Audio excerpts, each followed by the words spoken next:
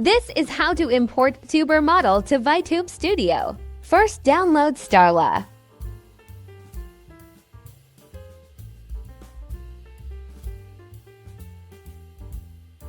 Extract the zip file.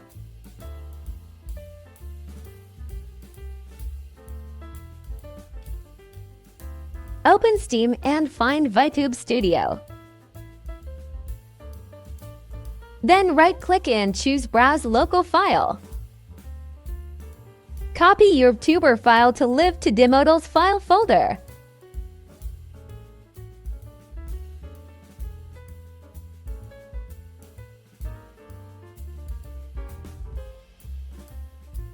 Now open Vtube Studio. You will find Starla right here.